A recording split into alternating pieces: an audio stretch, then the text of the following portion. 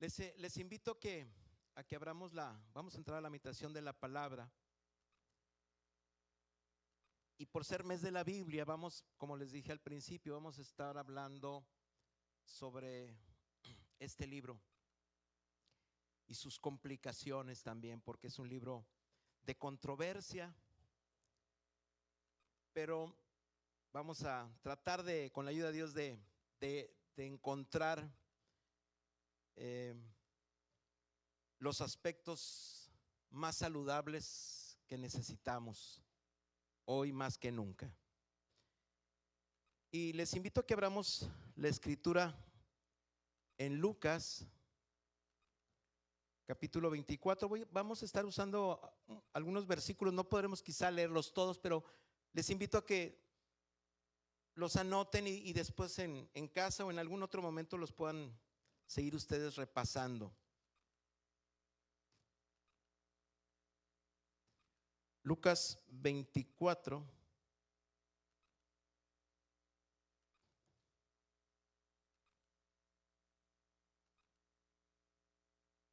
Versículo 27, y luego vamos a buscar el versículo 44 y 45. Son 3 versículos. Y eso,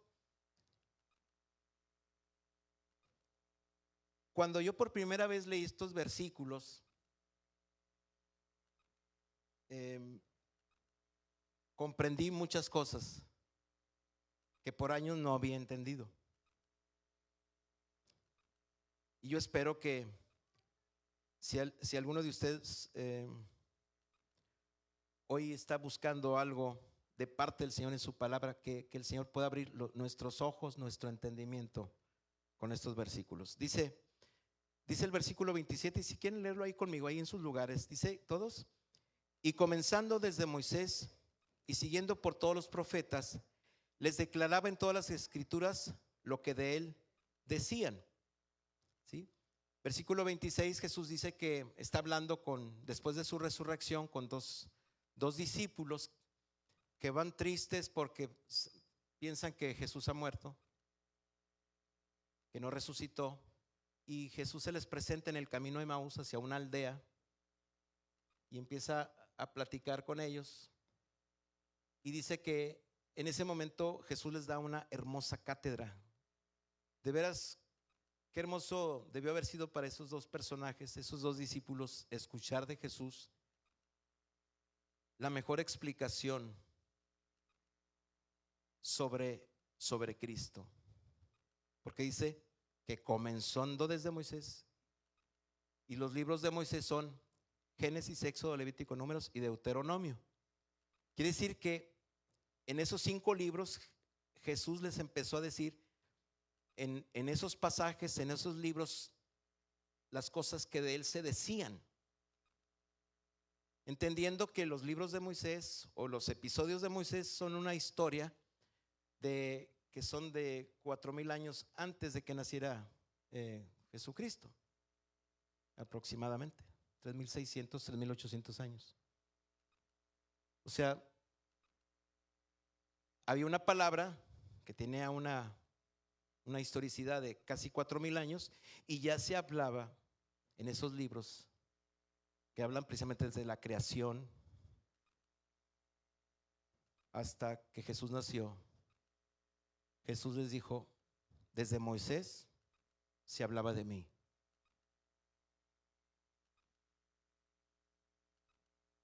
Y luego dice: y siguiendo por todos los profetas, les declaraba en todas las escrituras lo que de él se decían.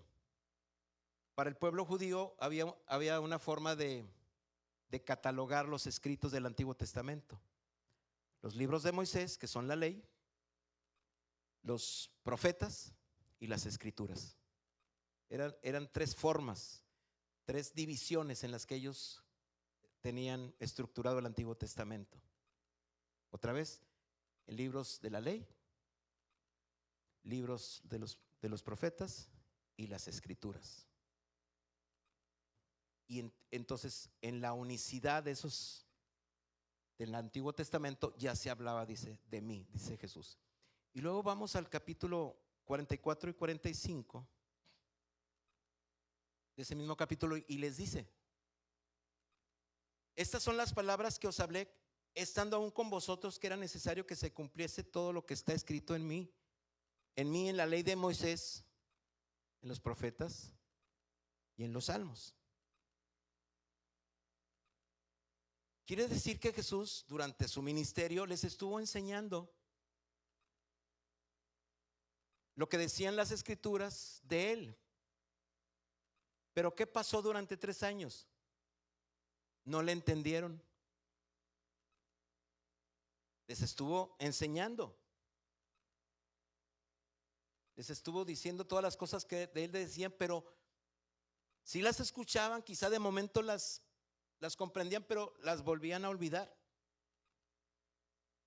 Y nuevamente Jesús vuelve a dejar muy en claro que Él es el cumplimiento de la palabra, que Él es la palabra que se hizo carne y habitó entre nosotros. Entonces, esos pasajes que acabamos de leer son claves para entender que la Biblia, Antiguo y Nuevo Testamento, es un libro cristocéntrico que habla de Jesucristo. En el Antiguo Testamento se habla de Cristo, de sus manifestaciones también, ¿sí? Antes de que Él se hiciera carne. Vemos al Cristo preencarnado en el Antiguo Testamento, antes de que Él se hiciera verbo y habitara, que se hiciera carne, perdón, el verbo y habitara entre nosotros. Entonces, nunca pierdan de vista eso al leer la palabra. La Biblia, intelectualmente, no me lo malinterpreten, es un libro que cansa y que a veces aburre. ¿Cuántos se han aburrido al leer la Biblia? Ahora resulta. En algún momento la Biblia les ha de haber caído de empacho, ¿verdad? Las genealogías, es un libro denso, es un libro que da sueño, ¿a poco no? Ay, ahora resulta que todos son bien. Ahora yo soy el único pecador, mea culpa, mea culpa. Bueno, está bien. Qué bueno que no son como yo. Pero esa es la lucha que tenemos y hemos tenido con la Biblia en algún momento de nuestra vida. Es un libro que no se le entiende. Hablando humanamente, no se malinterprete, intelectualmente. Yo siempre tuve una Biblia en la casa porque somos metodistas de origen, pero eso no contribuyó a que yo realmente conociera a Cristo. Sí, conocí las historias, todas las historias que se escuchan en la escuela dominical. En aquel tiempo se utilizaba el franelógrafo, un aparato que no necesitaba wifi, no sé si lo conocen. Ahí nos daban las lecciones bíblicas bien hermosas en los franelógrafos.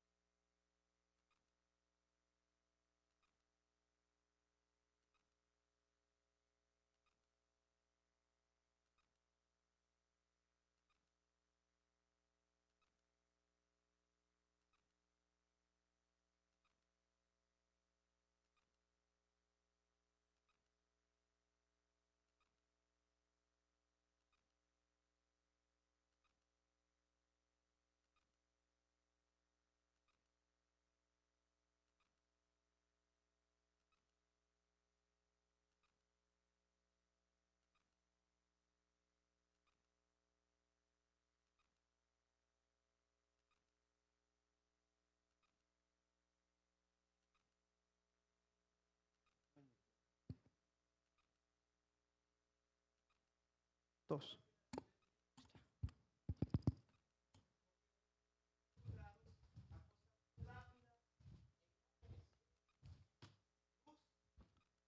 Sonido e imagen es lo que hoy alimenta nuestra mente constantemente. Pero vale la pena entender por qué Dios se le ocurrió darnos su palabra a través de la escritura, a través de las letras, de los abecedarios.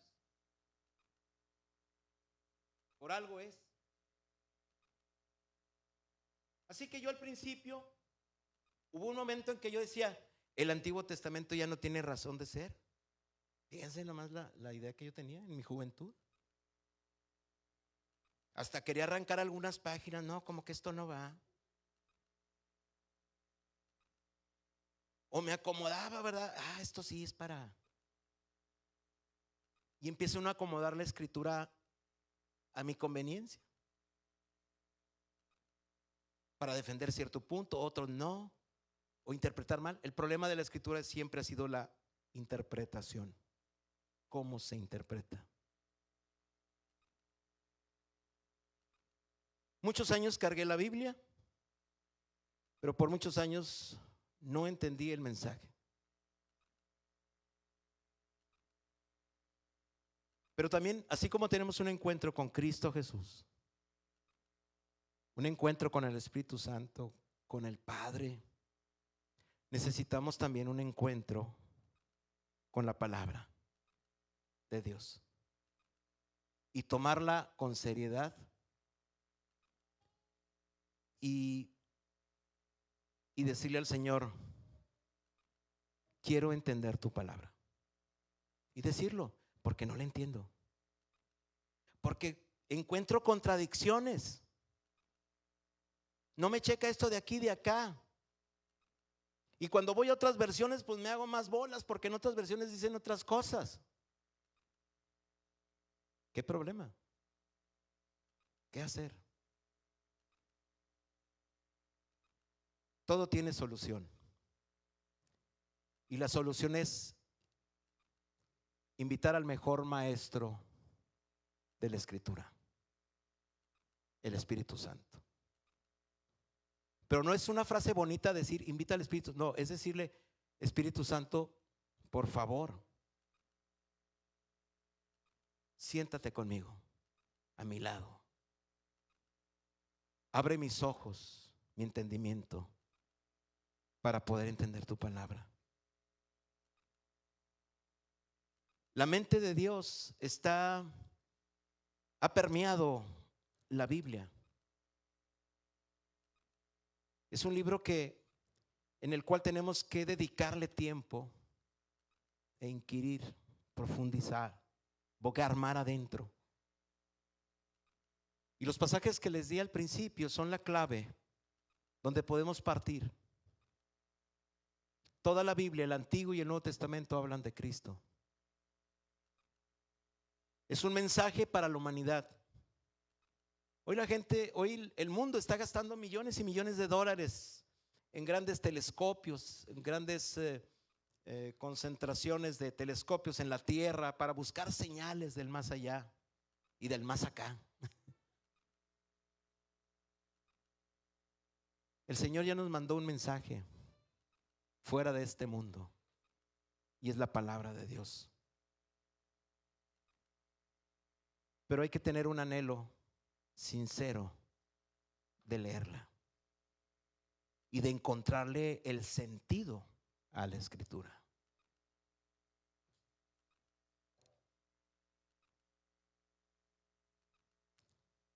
El Antiguo Testamento, vamos a empezar. Será difícil dar toda una cátedra de la Escritura, es imposible. Pero si puedo aportar algunas ideas con la ayuda de Dios para que tú sigas buscando del Señor, animándote a leer, habremos ganado una pequeña batalla en esta mañana. La Biblia. Primer libro impreso por Gutenberg, en la imprenta de Gutenberg, en el año de 1455. Para mí esa es una señal maravillosa. Me indica algo en mi razonamiento humano. La Biblia, la palabra de Dios, es el libro más vendido en la historia y se sigue vendiendo. El libro más atacado, el libro más cuestionado. Hoy artistas como Ricky Martin dicen que la Biblia no tiene razón de ser y lo dicen públicamente. Mucha gente lo dice. Las grandes instituciones del mundo también están poniendo en duda la palabra de Dios y dicen que hay que desconstruir, ¿verdad? Desconstruir los argumentos de la Biblia, que esa es una idea aberrante, porque implica precisamente destrozar la palabra de Dios para adaptarla y adecuarla a estos tiempos. Es un pensamiento peligroso y es un pensamiento que está hoy muy en boga. La Biblia tiene algo sobrenatural y yo te invito a que lo sigas descubriendo si no lo has hecho.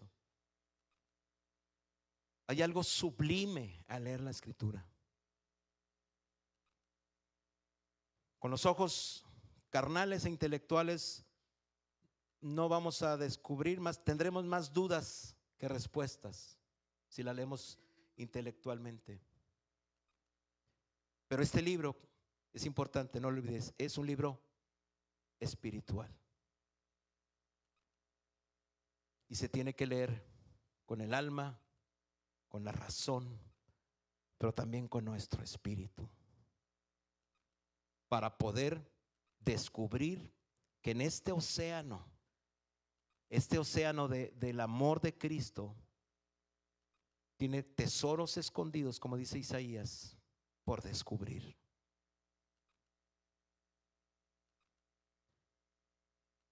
Es mejor leer un versículo diario con la ayuda del Espíritu Santo y entenderlo, que leer 20 capítulos diarios y no quedarte con nada. Es un libro que hay que leerlo y disfrutarlo. Para nosotros, el Antiguo Testamento está conformado por 39 libros, igual que la ley de Moisés, los escritos y los profetas, como lo decía Jesús, 39 libros. Otras fes, otras congregaciones, otras tradiciones tienen más de 39 libros. Se les conoce como libros apócrifos. Sin embargo, esos libros apócrifos pues, se pueden tomar como libros de referencia históricos, pero los del canon, los que están aprobados y han pasado a la prueba del tiempo, son estos 39 libros. Igualmente con la tradición judía. Vamos a recordar los 39 libros. Nosotros los clasificamos nosotros en las culturas, en las nuevas culturas que no son judías, en las tradiciones cristianas, en los libros, les llamamos los libros de Moisés o el Pentateuco, ¿sí? Y luego tenemos los libros históricos, luego tenemos los libros sapiensales, ¿verdad? O poéticos, y profetas mayores y menores, en 5. Profetas mayores no es porque sean mayores de edad, sino son en contenido, tienen un contenido extenso en sus capítulos, ¿verdad? Por ejemplo, Isaías tiene 66 capítulos, ¿verdad? ¿No les está dando sueño? Esa va a ser una buena evidencia de que estamos bien. Muy bien. Vamos a tratar de revisar rápido los 39 libros. Los primeros 5 son, a ver, repitan conmigo: Génesis, Éxodo, Levítico, Números y Deuteronomio. ¿sí? Esos son el Pentateuco o los libros de Moisés. Otra vez, Génesis, Éxodo, Levítico, Números y Deuteronomio, ¿sí? Estos 5 primeros libros nos hablan de la creación del mundo. Nos hablan precisamente del pecado, de la separación del hombre de Dios. Estos primeros 5 libros nos hablan de la necesidad de la salvación, de un Mesías. La palabra profética más antigua sobre Jesús está en Génesis 3:15 y Génesis 3:21, donde se habla de un Mesías, de alguien que vendrá a destruir la serpiente antigua y alguien que podrá cubrir nuestra desnudez, ya no con pieles de cordero, sino con la piel de un ser humano, el Cordero de Dios que quita el pecado del mundo. Ahí estamos viendo la figura de Cristo, unas profecías mesiánicas. Después encontramos la historia en el capítulo 12 de Génesis, la historia de Abraham, de cómo nace el pueblo hebreo y cómo precisamente ahí en el capítulo 12 hay una palabra profética que en la simiente de Abraham serán benditas todas las familias de la tierra, y esa simiente es Cristo Jesús, porque es parte de esa genealogía. Después se nos narran la historia precisamente, y nos dice Génesis también que el Señor tuvo que, en el capítulo 6 de Génesis, tuvo que destruir al mundo, detener el pecado, ponerle límites a la humanidad, porque la humanidad se había descarriado terriblemente y tiene que poner un alto en el camino, detener un poco el tiempo el Señor para sacudir las estructuras del mundo y poder nuevamente tener un nuevo comienzo. Por eso Abraham es una persona escogida de una tierra llamada Ur de los Caldeos, de la antigua Mesopotamia, para que en él pudieran ser benditas todas las naciones de la tierra. Después encontramos precisamente cómo los descendientes de Abraham terminan en Egipto a través de José.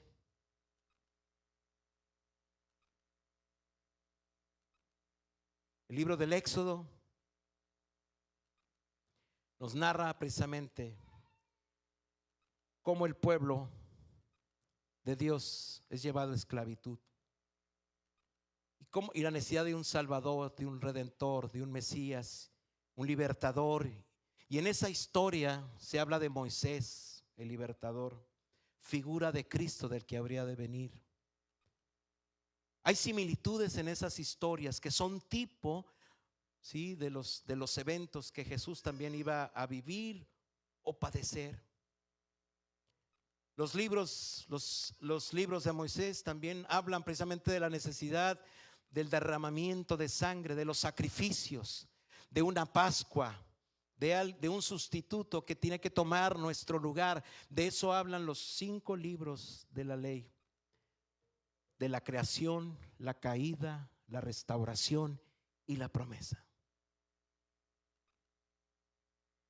Luego siguen los libros históricos. A ver, vamos a ver si nos acordamos. Josué, Jueces, Ruth, Primera y Segunda de Samuel, Primera y Segunda de Reyes, Primera y Segunda de Crónicas, Esdras, Nehemías, Esther. Ahí tenemos los libros históricos. En estos libros nos volvemos a darnos cuenta de la historia del pueblo de Dios. ¿Por qué Israel? Porque en ese pueblo serán benditas todas las naciones de la tierra. No es porque solamente ellos sean el pueblo escogido, no, sino porque Dios también te ama a ti y a mí. Y Él quiere injertarnos precisamente en esa familia, en una familia redimida, renovada, restaurada. La Biblia es un libro muy crudo que nos muestra las realidades y los pecados de la gente. Cuando vemos los pecados de los reyes, de las situaciones, de un Salomón, de un David, de un Abraham que tiene varias esposas y cuestiones así, no es para que podamos decir, si Abraham tuvo 2 esposas, ¿cuántas puedo tener yo? Y luego decimos, Salomón con toda su sabiduría, 700 esposas, 300 concubinas y 1000 suegras. Bendito sea el Señor. ¿Eso indica que estaba permitido que él tuviera todo eso? No. Dios no aprobaba eso. De hecho, estaba en la ley de Moisés, estaba precisamente se prohibía al pueblo que tuvieran negociaciones con Egipto nuevamente, que compraran caballos, que cayeran en poligamia y cuestiones así. Pero la Biblia es un libro crudo que muestra precisamente por qué vino Cristo, por todas esas grandes deficiencias. Y si Salomón pecó, David, que nos quede claro, yo no me puedo justificar con una persona que ya no vive, ni con la que vive. La salvación es personal. Porque luego aventamos la pelotita, ¿verdad? No, pero mira ya. No, mira el pastor. No, mira ya. No. Ni yo puedo mirarlos a ustedes, ni ustedes a mí en ese sentido. Tenemos que ser ejemplo, pero la salvación es personal. Así que cuando usted vea cosas que en la Biblia están ahí, no quiere decir que están aceptadas por Dios. La Biblia simplemente nos está diciendo cómo estaban viviendo. Y cómo en el Antiguo Testamento se empieza a depurar, cómo se empieza a limpiar y cómo se empieza a preparar el camino para cuando venga Cristo en el Nuevo Testamento. Los libros históricos nos hablan precisamente de la entrada del pueblo de Israel a Canaán, sus luchas, sus batallas. Y es ahí en el libro de Josué donde hay una teofanía cristocéntrica, cuando se le aparece, cuando encontramos la palabra el ángel del Señor, en muchas ocasiones se refiere a Cristo preencarnado, antes de su encarnación, visitando a este mundo, como visitó a Adán cuando paseaban en el aire de la tarde. Cristo siempre ha estado presente. Se le conoce como Silo en Génesis 49. Se le conoce como la simiente de la mujer, como el ángel del Señor.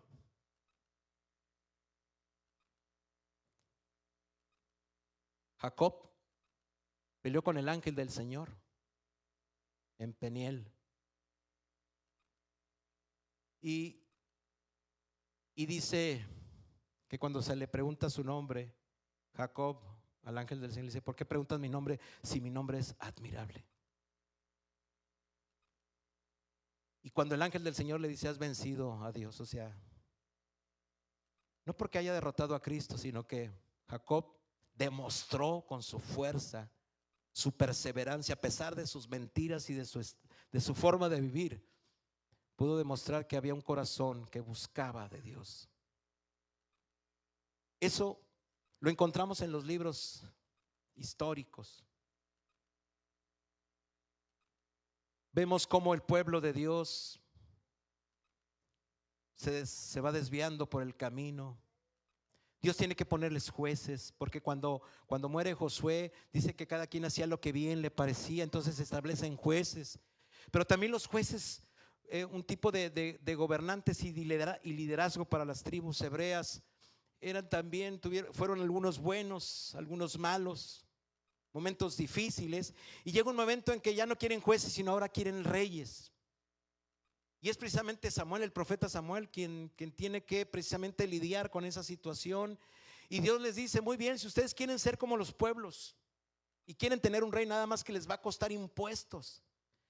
Sus hijos y sus hijas van a ser esclavas, van a recibir una opresión tremenda. ¿Quieren rey? Sí, queremos rey como los demás. Y entonces vinieron el tiempo de la monarquía. Siempre hubo un gobierno teocrático antes de los reyes. Y el primer rey fue Saúl, y después David. Y después de David, Salomón. Y después de Salomón se dividió el reino en reino del norte y reino del sur, viviendo divisiones y circunstancias que debilitaron a la nación.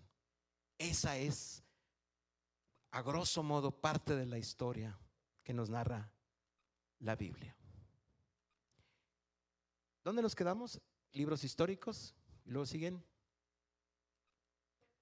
los sapiensales o poéticos: Job, Salmos, Proverbios, Eclesiastés y Cantares. Hermosos libros. El libro de Job es el más antiguo, el libro más antiguo que fue escrito antes que el Génesis. Aunque Génesis nos habla de los inicios, fue escrito mucho después, pero el libro más antiguo en ser escrito es el libro de Job, para que lo tengan por ahí como un dato interesante. Y Job precisamente nos habla de la lucha espiritual que tenemos, que hay una fuerza maligna sobre el mundo, que es el acusador. ¿Saben que hay alguien chismeando de nosotros siempre en el cielo? El acusador. Diablo chismoso, ¿verdad? El Señor lo reprenda. Él nos acusa ¿de qué? De todas las cosas que hacemos mal. ¿De qué nos acusa? De nuestro pasado. El tormento que llevamos nosotros más fuerte siempre es nuestro pasado. Pero ¿qué dice la Escritura? Tu pasado lo arrojo ¿a dónde? A las profundidades. Ya no hay que sacarlo. Pero Satanás sí viene y quiere sacar el pasado y recordártelo.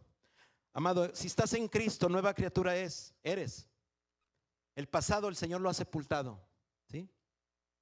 Y ahí vemos la lucha contra Job. Y nos da una lección de fe, de humildad y de sabiduría. El libro de Salmos. En el libro de los Salmos hay muchos salmos mesiánicos que nos hablan de Cristo Jesús en el capítulo 2, en el capítulo 22, en el Salmo 110:4. Nos habla precisamente en el capítulo 2 de que Él es el príncipe sobre todas las cosas. En el Salmo 22 vemos una descripción de la cruz cuando Él se siente que ha sido abandonado. En el Salmo 110:4 habla de su resurrección. Todo habla de Jesús. En Proverbios se nos muestra a Jesús como la sabiduría, como una persona. Es increíble cuando leemos Proverbios y llegamos a la parte que habla de la sabiduría. Llega un momento en que la sabiduría está hablando en primera persona y te das cuenta que es Cristo, la sabiduría, como lo dijo el apóstol Pablo sobre Jesús. Y en Cantares, Él es el amado de la iglesia. La unión mística entre Cristo y la iglesia, figura que tomaría el apóstol Pablo en Efesios, cuando habla de que Cristo es la cabeza de la iglesia, y toma el mejor ejemplo para tipificar el amor entre Dios y su creación, la figura matrimonial. Después vienen los libros proféticos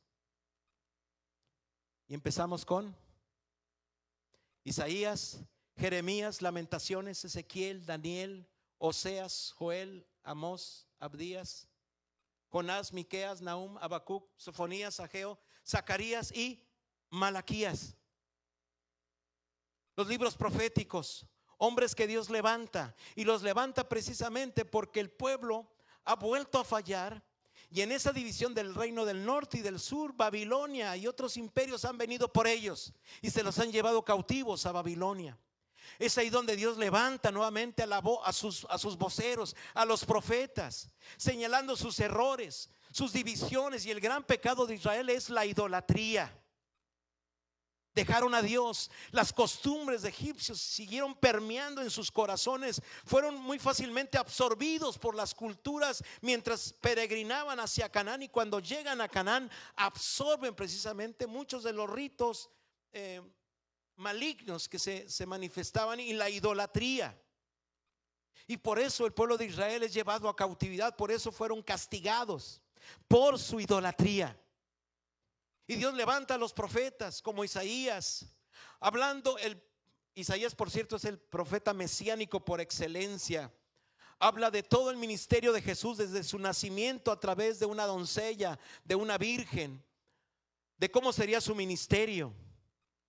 Habla precisamente de su sacrificio en Isaías capítulo 53, que por cierto Para los judíos, Isaías 53 no habla de Jesucristo, sino de la nación de Israel que ha sufrido a través de su historia. Fíjense nada más la forma de interpretar Isaías 53.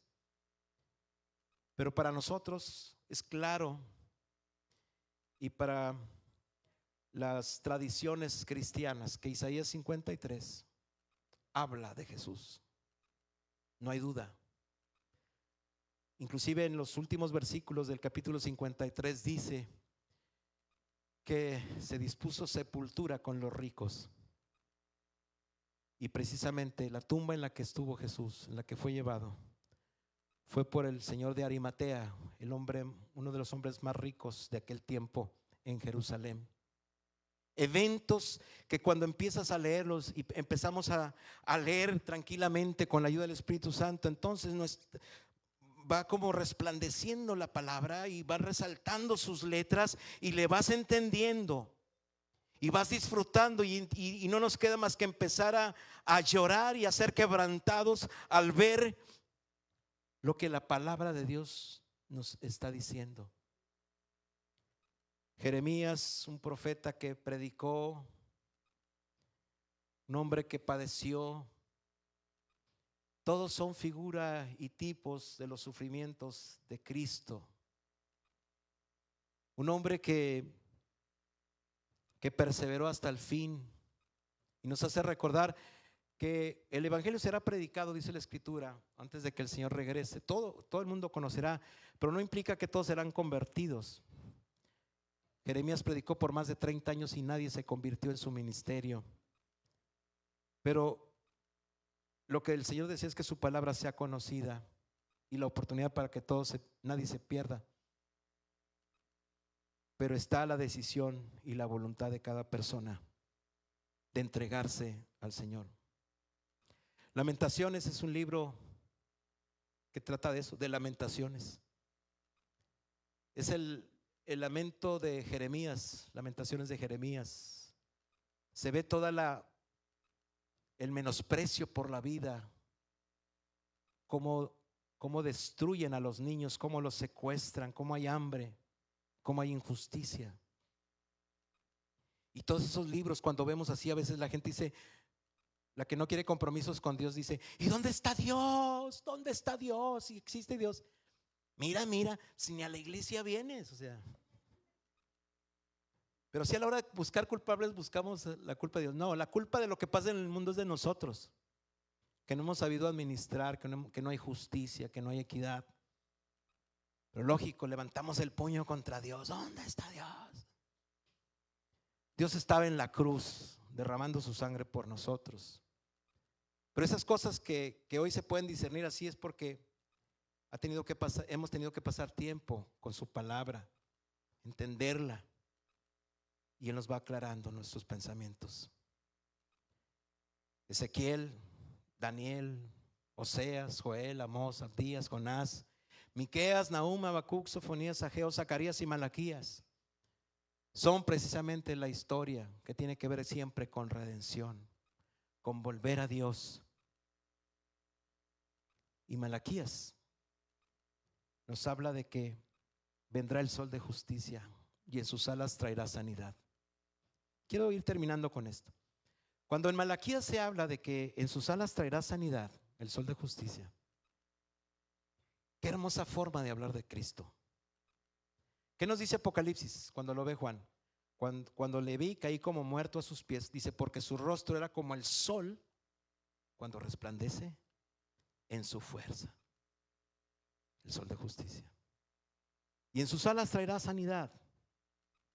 Jesús, como buen judío, llevaba un ropaje, una túnica tipo sacerdotal de una sola pieza.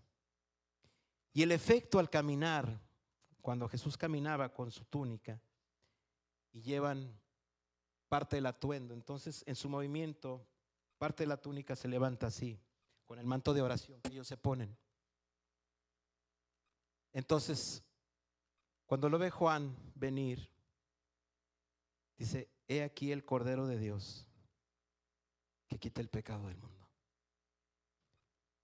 Por eso la mujer quería tocar el borde del manto de Jesús, porque ya se escuchaba que el sol de justicia había llegado y en sus alas traería sanidad. Hermanos, hay un océano de amor en estos 39 libros del Antiguo Testamento. No han pasado de moda. Hoy más que nunca necesitamos sumergirnos, como lo hizo Naamán en el río, 7 veces, las veces que sea necesario, hasta que seamos transformados como niños, con una nueva piel, con una nueva sensibilidad, para descubrir el mensaje del Señor. Habría muchas cosas que quisiera decirles, pero no hay tiempo y no es el momento. Pero sí, tú puedes tener tu momento con el Señor. Yo te invito a que hoy hagas un compromiso. Yo sé que la iglesia lee aquí la escritura, me consta. Pero quiero invitarte a que hoy más que nunca vayamos y profundicemos en su palabra. Pero no intelectualmente, no en mi sabiduría. Es más, yo te invitaría a que no uses ni comentarios bíblicos cuando leas la Biblia. Hoy tenemos esa gran tentación de asimilar lo que otros dicen sobre la Biblia. Y es válido, es parte del estudio, no estoy en contra. Pero creo que llega un momento en que hay que estar solamente el Espíritu Santo y tú y la Biblia, directamente, para que Él te revele. Porque si traemos muchas ideas, entonces el Señor no nos va a revelar lo que ya está escrito. No hay nada nuevo, ya está aquí. Lo que hace falta es lo siguiente, y con esto vamos a prepararnos para recibir el sacramento de la Santa Cena. Es para mí tan significativo este pasaje. Y les invito a que nuevamente vayamos a Lucas, capítulo 24. Estamos puestos de pie.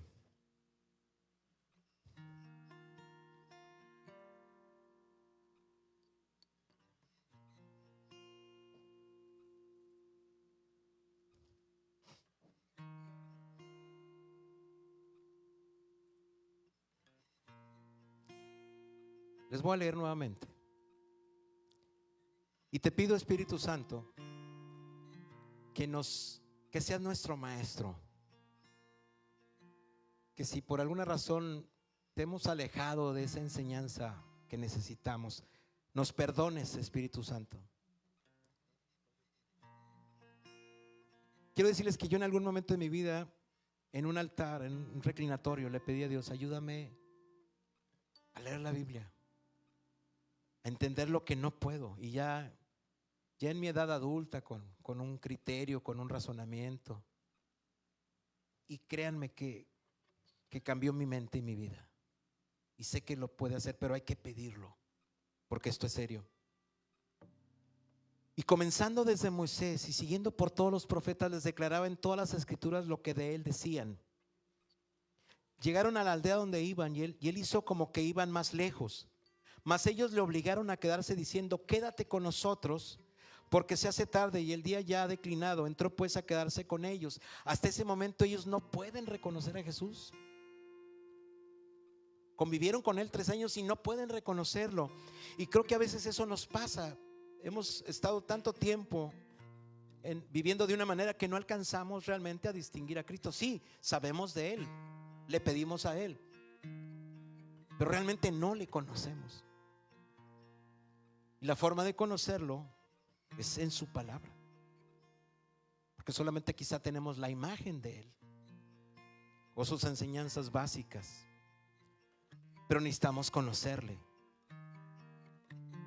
Y estos discípulos no le conocieron en ese momento. Pero vean lo que hace. Y aconteció que estando sentado con ellos a la mesa, dice, tomó el pan y lo bendijo y lo partió y los dio. Es decir, celebró ahí un momento de comunión. Y quebrantó el pan. Jesús es el pan de vida que fue quebrantado. En ese quebranto En ese momento sacramental, por llamarlo de alguna manera, sucedió algo increíble. Cuando Él les da y los bendice, cuando el Señor nos ministra, entonces nuestros ojos serán abiertos y le podremos reconocer. Fue hasta ese momento. Hoy le pido al Señor que mientras participamos de este sacramento, tú le pidas en tu corazón: Señor, quiero que mis ojos sean abiertos y quiero reconocerte en cada página de la Biblia. Porque cuando eso suceda, las cosas van a cambiar. Y sabes que vamos a crecer en convicción. Porque a mayor conocimiento de Cristo habrá más convicción. Eso es lo que yo quiero para la iglesia. Eso es lo que yo quiero para mí y para mi familia. Que reconozcan a Cristo y que sus ojos sean abiertos. Pero solo Él lo puede hacer. No busques a otro maestro. Busca al Espíritu Santo. Es lo más serio que yo te puedo decir hoy en la actualidad. Han pasado muchos maestros por mi vida. Agradezco todo lo que me han aportado. Pero definitivamente el que me abrió los ojos y el que me hizo reconocer a Cristo fue el Espíritu Santo. Invítalo a que se quede siempre contigo en tu lectura y en tu meditación. Amén. Oremos. Si este mensaje ha llegado de alguna manera a tu corazón, te voy a invitar a que pongas la Biblia aquí en tu corazón o tu aplicación. Ya estamos muy modernos ahora. Pero pon la aplicación, no la vas a poner en YouTube, sino pon en la aplicación de la Biblia, no te vas a ir por otro lado. Y vamos con la palabra aquí en nuestro corazón. Vamos a pedirle al Señor que nos ayude a conocerle, ¿sí? Y que puedas leer la Biblia de una manera diferente a partir de hoy. Y que podamos ver un milagro en ese aspecto. Oremos. Señor, te doy gracias por la Biblia, tu palabra. Gracias por los pactos que aquí encontramos. Tú eres un Dios de pactos, un Dios de amor, un Dios de salvación, un Dios de restauración, un Dios que es paciente. Hoy podremos decir como el salmista: ¿qué es el hombre para que tengas de él memoria? Y al Hijo del Hombre para que lo visites. Señor, se podrá marchitar la flor y secar la hierba, mas la palabra de Dios permanece para siempre. Hoy, Señor, el mundo quiere